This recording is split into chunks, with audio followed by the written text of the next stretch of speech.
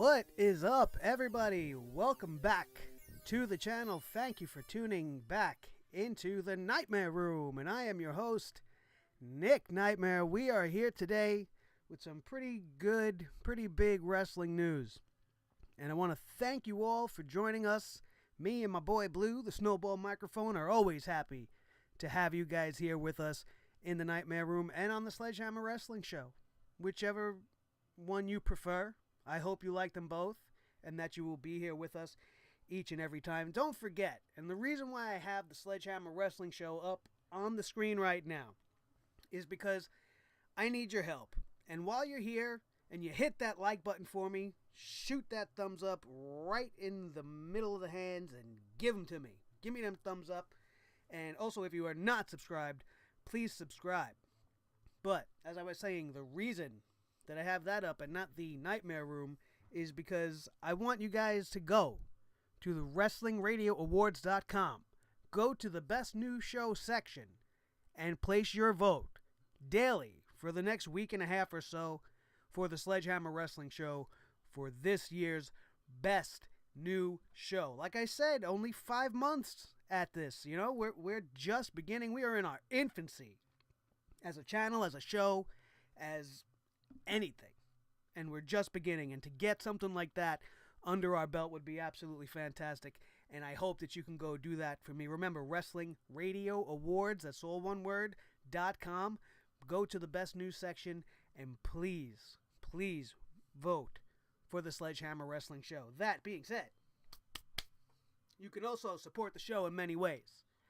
Firstly, you can always go to patreon.com/sledgehammer. See what we're all about over there. You could take a read of what I got there. You could pledge, become a patron, become a member of the army here that way. Or, you know, during our live shows, you could always donate via the donate link for the live stream. If you like what we're doing here and you want us to get better the way I want to get better, and you have the goodness in your heart to give and donate and pledge and truly become a part of the Sledgehammer Army right here on YouTube, these are the best ways to go about it. This beautiful t-shirt with the logo is soon to be available to the public. I am working on a way to do that. If anybody knows of a way to help me market this, you know, feel free to leave a comment below, send me a shout on Twitter at Nick Nightmare. Don't forget to be interactive and get in touch with me. There are many different ways to support us, mainly absolutely free. Best way to support us is to subscribe and hit that like button. Enough hawking my bullshit. Let's get to some wrestling. And this week, we had WrestleKingdom 11 from New Japan featuring Kenny Omega versus Kazuchika Okada. If I didn't say that right, I apologize. But, you know, these foreign guys over there, it's hard to say some of these names. It's unbelievable. And a lot of the times, the lettering isn't pronounced like Asuka. Like, you don't hear the U in Asuka or Shinsuke. Like, it's just, the pronunciations are weird. If I got it wrong, I apologize. So we're just going to call him Okada, because that's pretty much what everybody calls him. And we're going to get to that. It was probably, in all honesty, the best match I've seen in the last calendar year.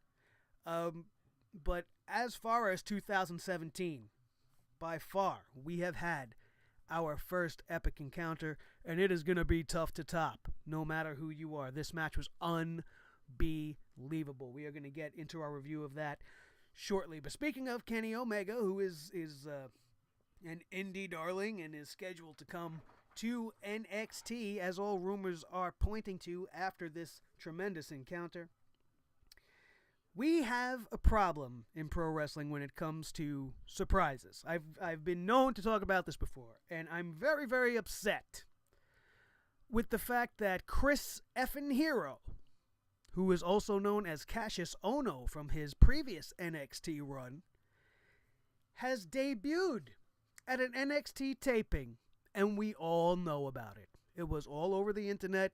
The people that are there at these shows, they can't help themselves but to tweet pictures in their excitement. So they got to be excited, and they got to be surprised. But we don't. All of us at home, all of us watching the network, there's no fucking surprise anymore. And I don't understand why. Also, ruining the surprise. They're always announcing shit online. And one of the best moments of the year, for me personally, is when I'm sitting during Raw or SmackDown or whatever, and I have no idea what they got going on in the works, and then the graphic comes up for a Hall of Fame entrant, our first Hall of Fame announcement of the year. Who is it going to be? And then I sit and wait with anticipation to hear the announcement of the first one, which would be a reason to make people tune into Raw. Don't tell us who it is. Tell us you're going to announce the first Hall of Fame entrant and get people to get eyes on the product. People like me who are interested in that type of thing are going to wait anxiously and ready to see who's going to be the first of whatever class you guys put together for the year. But no, we can't do that anymore. It's gotten so bad that there are 2 members of the 2017 class. 1 I know for sure. 2 is just being rumored very heavily, and it's probably already been confirmed as far as I know. As far as this taping, it hasn't officially been announced, but it's everywhere. It's as if everybody already knows, and we're just waiting for them to tell us. And we're going to get into that right now. The Hall of Fame, every single year, one of my favorite events. And this year, the one already announced entrant on the internet and will probably be officially announced tomorrow night on Monday Night Raw is the ravishing one himself, Rick Rude. Hands down, Rick Rude was probably my favorite Intercontinental Champion. He is definitely one of the top 3 members of the Heenan family. It was great. You know, Bobby had Andre, Bobby had Bundy, Bobby had Stud. He's had a lot of great people.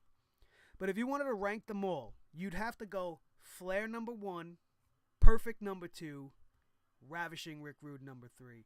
These were the 3 premier athletes in the Heenan family. I loved every single minute that this man was on the screen. He's a lot of what I wanted to be as a wrestling persona. He was a ladies' man. He was fucking jacked. Look at his chest. Let me move this logo. Just look at this guy. Look at this fucking... It's sick. And he would just pick random girls out of the crowd. At least we were led to believe they were random. We don't know if they were paid before the show at this point. Who the fuck knows? But they would make out with him. He'd call people to the crowd. He'd call us big fat grease balls and tell us that we could never be him and all our women want to be with him. He had the 70s porn star mustache going on. In this picture is not with the big bushy hair, but he had the crazy 80s curly, like afro hair. He was the quintessential heel. I will never forget, as long as I live, WrestleMania. Ravishing Rick Rude versus the Ultimate Warrior. And just as the Warrior was going to suplex the Ravishing One over the top rope, the Weasel Bobby Heenan grabs the ankle of the Warrior, pulling it out from under him, holding it down so he can't kick out while his man gets the pin unbeknownst to the referee the whole time. One of the most greatest heel endings that you will see during a WrestleMania, and it was because of Ravishing Rick Rude and an assist by the greatest manager of all time, Bobby the Brain Heenan. Absolutely well-deserved. The other rumor going around for the Hall of Fame, again, I have no umbrage with it. I take, nothing against it at all, except the fact that I already know, and we haven't even started really talking about the Hall of Fame on TV, on the shows, on anything. They're just announcing shit for the sake of announcing it. But if it is true, Diamond Dallas Page, again, one of the names during the Monday Night War that you cannot ignore. Diamond Dallas Page, absolutely the oldest person to start his career in pro wrestling. He's been around for a long time, but he started out as a manager, mostly for the Diamond Stud, now known as Scott Hall and Razor Ramon. And he was such a charismatic person that they had to get him on camera, so he was almost like a new version of Michael Hayes, a mouthpiece for these bad guys. And he was fantastic. But he would make his way into the ring. I don't remember the story behind it, and I wish I would have wrote it down, but I didn't really look into it too much because Diamond Dallas Page's impact on the world of pro wrestling is huge. He is one of two men on the roster, in the main event picture anyway, that never joined the NWO in any way, shape, or form. And that's he and Bill Goldberg. True WCW to the core. Even Sting went to the Wolfpack for a while. So these two guys were WCW. His main event with Karl Malone versus Hollywood Hulk Hogan and Dennis Rodman, epic. It wasn't the greatest match in the world, but the build was fantastic. The shit they were doing on the Tonight Show, which unfortunately led to Jay Leno being part of the, I understand that. We're going to erase that because seeing Jay Leno put Hogan in an armbar is a disgusting thing. But be that as it may, everybody's got their bad things they brought to the industry too. But Diamond Dallas Page and his run against the New World Order is one of the reasons we used to watch WCW in the first place and used to flip from Raw to see Diamond Dallas Page and Kimberly, his beautiful wife at the time. They were a fantastic teaming. It was great until it all started to fall apart, and then, nobody knew what to do with anybody at WCW, which is why they're gone. But you cannot ignore everything that DDP did in WCW, not to mention that this man made his debut in the WWE stalking The Undertaker's wife, Sarah. He was revealed as the stalker. I'll never forget it. And we had this really weird feeling inside as fans because we love DDP and why is he crazy now? And he's going after The Undertaker's wife? What the hell? But, when you want to make an impact, you go after the biggest dog in the yard, which is exactly what DDP did. Kudos to this man for everything he's done. His, after he did that, his gimmick with the smile, I forget what it is. That's a good thing. No, that was a bad thing. But he would ride off into the sunset, and if for nothing else, this man deserves a seat in the Hall of Fame because he's keeping Hall of Famers alive with his DDP yoga.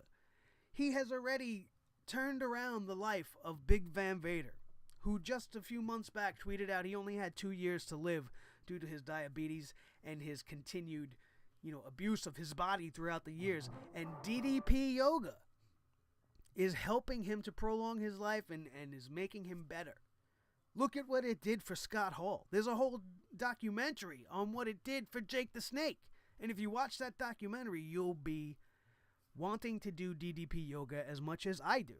And a buddy of mine has it, and I'm just waiting to get my eyes on it. And it's changing people's lives.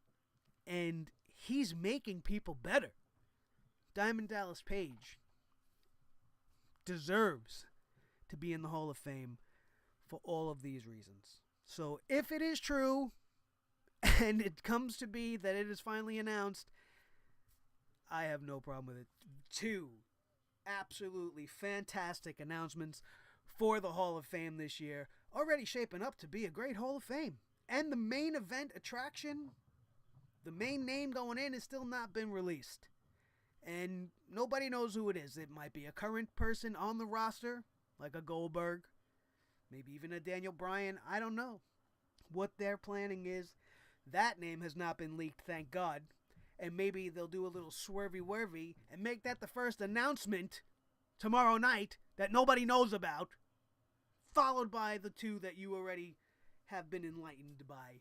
If not by anybody else, by your friend Nick Nightmare here in the Nightmare Room. So that's going to be that on that. But the surprise thing just pisses me off, man. Sometimes I like to be surprised. Why is that a bad thing? Why does everybody have to know what's happening? You think if I know, I'm going to care if I see it? I know it happened.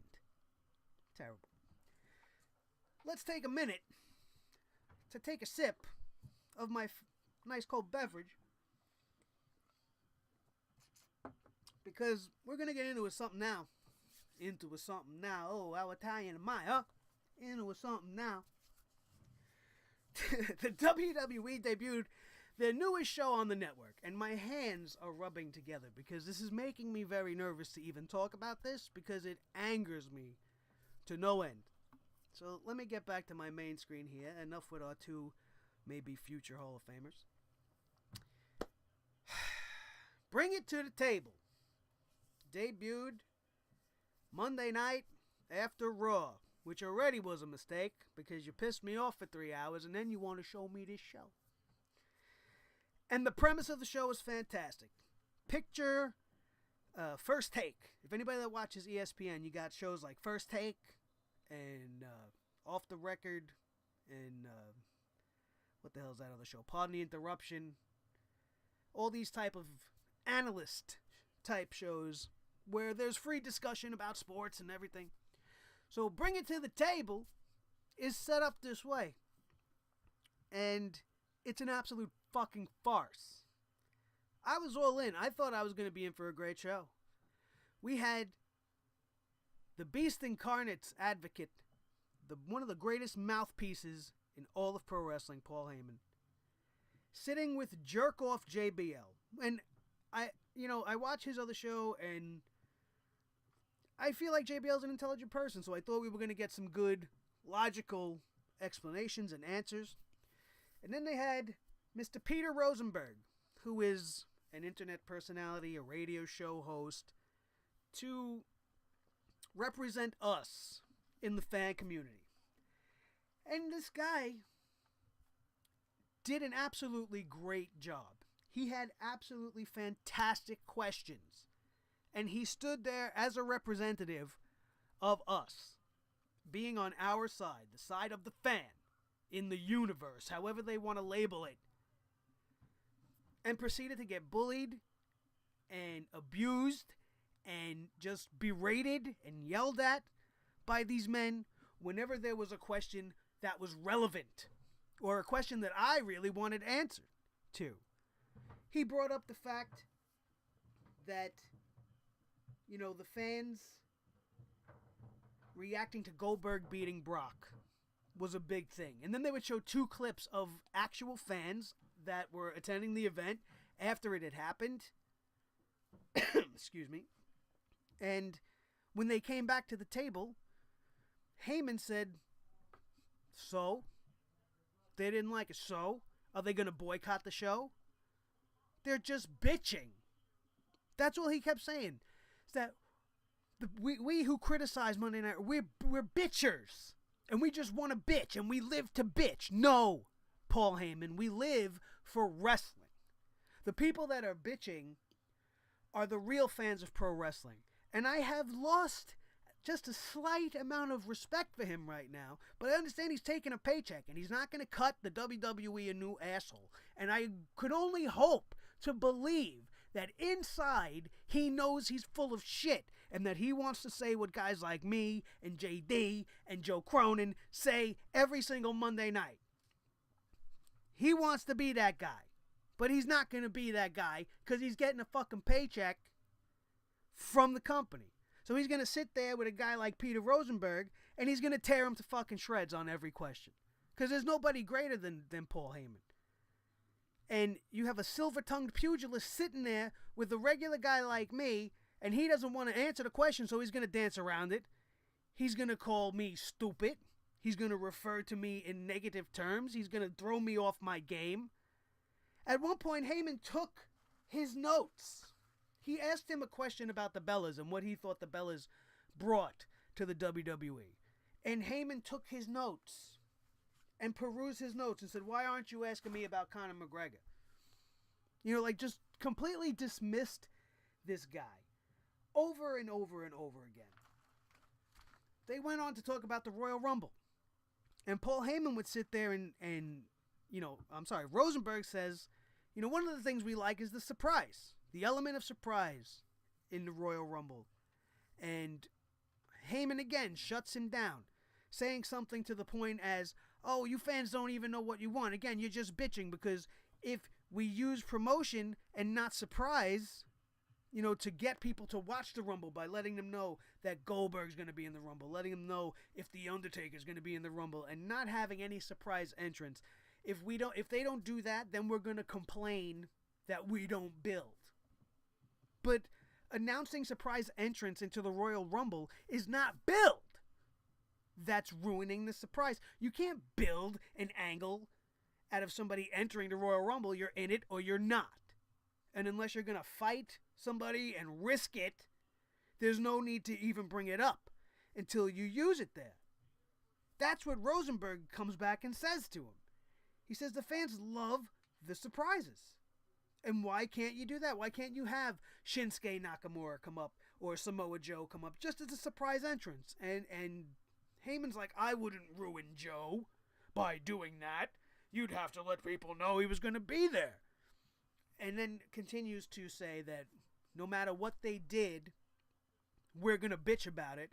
So we should all shut the fuck up. And he used the acronym for it. He said STFU. If you're not going to boycott and you're not going to go against the WWE, then just shut up and watch the show. I can't believe he even said that. Is he truly selling out? It's just terrible. I mean, his concept, I get it, but it doesn't apply to the Royal Rumble. We want you to build things as the year's going on, and then in the Royal Rumble, throw us some curveballs. Throw us something we don't expect. Throw us the Daniel Bryans and these guys. Get Ty Dillinger in there. Get Baron Corbin at least in the Final Four. Don't make it predictable. You've already ruined many of the surprise entries. Why you couldn't have held back on telling people Brock Lesnar was going to be at the Royal Rumble? Let Goldberg make his announcement and then let people speculate. Is Brock going to be there? We don't know. We got to watch and find out if Brock's going to show up. But instead you tell us he's going to be there. He's guaranteed to be an entrant. So now we know at some point during the Royal Rumble, they're going to come to blows and cancel each other out. So your whole use promotion, not surprise theory, Mr. Heyman, is completely full of shit. And everything you said, sir, is absolutely full of shit. These fans that you want to call bitchers and moaners and want to tell to shut the fuck up are the exact fans that you built your empire on. We are the guys that want something different. We're tired of seeing the norm. And back in the 90s, you were at the forefront of that. And you gave it to us with ECW. You saw the writing on the wall and said, I need to provide an alternate entertainment because there is a section of the audience that hates this garbage. And that's what we're getting back to. WWE wrestling garbage. And Paul Heyman, sir, I need to try to be respectful because if this ever comes across him in any way, shape, or form, I don't want him to get the wrong idea. But you need to understand, Mr. Heyman, that you're a hypocrite right now. And you are making us all even more furious. You want to call me a complainer? You want to tell me to shut the fuck up because I'm not in the industry so I don't know anything? That's a complete and total corporate bullshit lie. And I cannot believe that you were a part of this. And that you made the statements that you made. And how you also defended the 3-hour Raw broadcast alongside JBL. This jerk-off JBL has the nerve to bring up, when asked if Raw should be brought back to 2 hours, say that the third hour of Raw generates $173 million for the company. And people complain that there's not enough content to fill the 3 hours. And then his rebuttal to that is, well, we got 4 cruiserweight segments. And when he said that, I wanted Rosenberg to smack him in the mouth. 4 cruiserweight segments that don't amount to more than 10 minutes in total. How dare you use that as an example? That is absolute bullshit.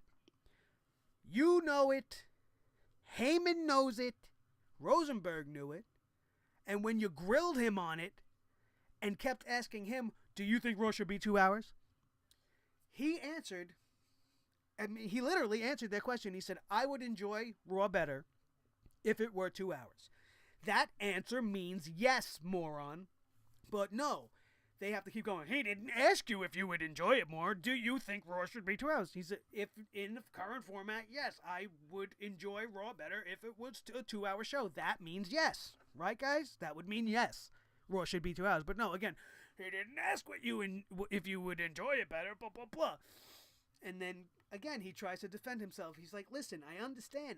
Knowing the finances of it, I wouldn't want Raw to be 2 hours. But I think as a fan, it would be better if it was only a 2-hour show. And again, they would just keep going. Would you want it? Would you want it? And then finally, he stuck to his guns, thank God. And I have a lot of respect for Rosenberg for putting himself through this shit and then sticking to his guns and telling him, yes, I think Raw should be 2 hours. And they said, well, you're entitled to your stupid opinion because you're just a stupid jerk-off. That's exactly what the hell was this show for? If you look at it, why did they even put it together?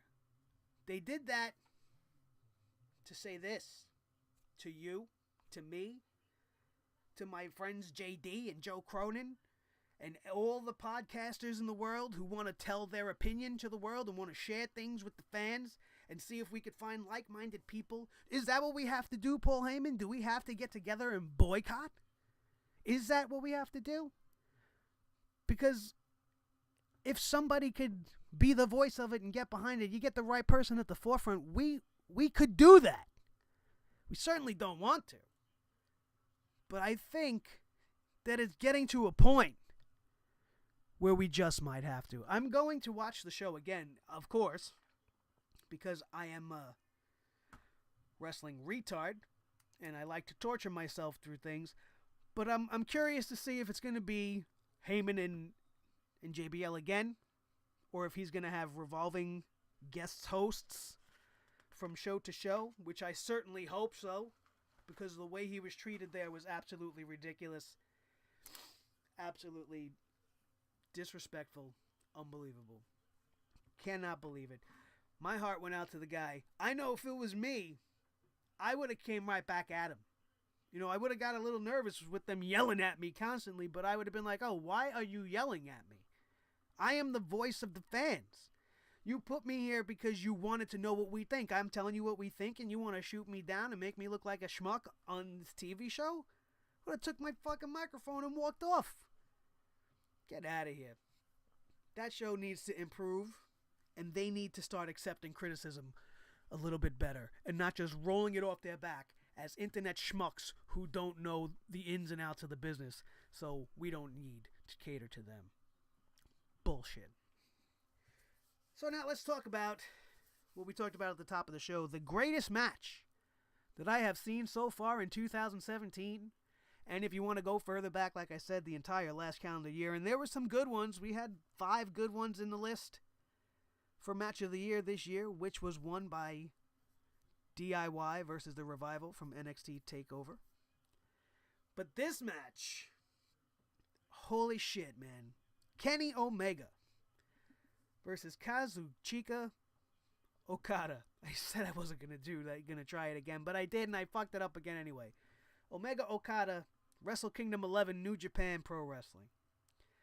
These guys went 45, almost 50 minutes. This wasn't scheduled to be an Iron Man match, but there was no time limit. And you want to talk about impact. These guys were flooring each other. You know what? It's so fucking hard to talk about this match because I sat here and I had it on my screen, which you can't see, but it's right here. Nice big 20-something inch something here. And I'm literally like this. Oh my God. How you put your body through what these guys put each other through and walk away from this match. There are a few spots that we're going to talk about just because they deserve some attention. And the first one is Okada sends Kenny Omega to the outside through a table. And when I say table, I really want to say bench. It was like a fucking high school weight room bench. There was no width to it. There was no girth to it. It was a fucking flat plywood bench. It was narrow, maybe 16 inches tops. Just enough to fit a Chinese ass on. Or Japanese ass on, excuse me. I'm sorry. Holy shit. This was the smallest table I've ever seen in my life. And he went through it and exploded into a million pieces. There was no give to it. But even worse than that, this ring that they were wrestling on was somewhat elevated off the main floor. So when he went and hit into the table, his back went into the point of the corner of the elevation. A la Shawn Michaels in the casket match versus The Undertaker, where he took his back out for good. It was a scary spot. We also had Omega do an Acai moonsault off the top rope all the way over that friggin' high thing into the crowd. Onto Okada, who was sitting in the crowd. Absolutely unbelievable shit going on with these two guys. Okada hit Kenny Omega with the tombstone pile driver. Kenny Omega would hit him with the one-winged angel, like move after move, counter for counter, reversal after reversal. It was hard to keep count, and there is no way for any reviewer, I don't care who you are, to talk about this match and really be able to give you a sense of what the fuck I just watched. So the best thing you could do is find it on YouTube. Kenny Omega versus Okada, WrestleKingdom 11. It's going to be 40 minutes of the best wrestling that you will ever see. WWE has reportedly started to put into motion a plan to have a match that is going to outdo this one. And I say, ha! You're out of your fucking mind. Unless you put AJ Styles versus Samoa Joe anywhere on the card this year, you don't stand a fucking chance. Who are you going to put to do that match? What are you going to have? Maybe you could do Sami Zayn versus Seth Rollins. I mean, these two guys could probably put on one hell of a show. But that wouldn't make sense because Seth Rollins is being the good guy now. Like, they could change things up. You know how it is over there. They don't give a fuck. But they got nobody that could rival that. Absolutely not. No fucking way. If they do, I will eat this fucking hat. There's no way. They're not allowed to wrestle in a style that could possibly outdo what I saw at WrestleKingdom 11. There's no way. They could probably come close with some good NXT stuff. Like, we're going to have the rise of Bobby Roode. If we have the arrival of Kenny Omega by WrestleMania this year, man, you're going to see some great stuff from him. And I'm imagining Kenny Omega and the Bullet Club versus Bobby Roode. Holy shit. Or it's going to be a crazy, crazy year. He has cryptically tweeted that his time in New Japan might come to an end. Might have come to an end with that match. And that his road may be changing, but his drive and his desire remains the same. Does that mean we're going to get him sooner than we think? I certainly fucking hope so. Do we see Kenny Omega as a surprise entrant of the Royal Rumble? Probably not. I'm getting ahead of myself. But we started this whole thing talking about how much I love surprises, and that would be one fucking hell of a surprise. And leading up to his first big WrestleMania, there is a plethora of opponents that he could go against, not leaving out anybody. Kenny Omega versus Kevin Owens. Kenny Omega versus Seth Rollins. Kenny Omega versus Sami Zayn. Kenny Omega, AJ Styles. Obviously. Kenny Omega versus Shinsuke Nakamura in NXT. If that happens this year, that'll be the match to be better than Omega and Okada. And I'm not really going to eat my hat. It's just a turn of phrase. But I will do something. I don't know what. We'll figure it out. You let me know what you want me to do if the WWE actually puts on a match better than that. But you have to have watched the Okada match versus Kenny Omega in order to ask me to do anything. Because if you'll understand what I mean. Just go check it out. If you're a wrestling fan, you're going to fucking love it. Thank you guys so much for being here today. This has been a great episode. I love my energy. I love everything about what we were talking about today. It was a great, great show. If you want to send this to Paul Heyman, feel free. I have no fear to have an educated discussion with the man. He's a personal hero of mine, and he let me down big time on Bring It to the Table.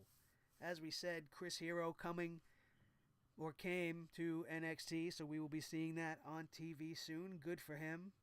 Ravishing Rick Rude and Diamond Dallas Page most likely headed to their place in the Hall of Fame. I love you guys so much. This has been the Nightmare Room. Don't forget to click that like button if you have not. Subscribe if you are not already subscribed. Make sure you tune in this week. We are going to have our Raw and SmackDown reviews as usual, live if the internet allows it, because sometimes I have some issues with that. So make sure you hit that tiny little bell next to the subscribe button so you know each and every time a video goes up as soon as it happens. Every time we're live, as soon as we go live, you will get notification and you could join in that show. Be in that chat room. Talk to me. Interact. Because this is not just my show. I want it to be our show. But there needs to be more than just me and Blue. And with that, I say good night to you all. For my boy Blue, the Snowball microphone, I'm Nick Nightmare. This has been the Nightmare Room. Thank you so much. And we'll see you tomorrow night for the Monday Night Raw review. Take it easy.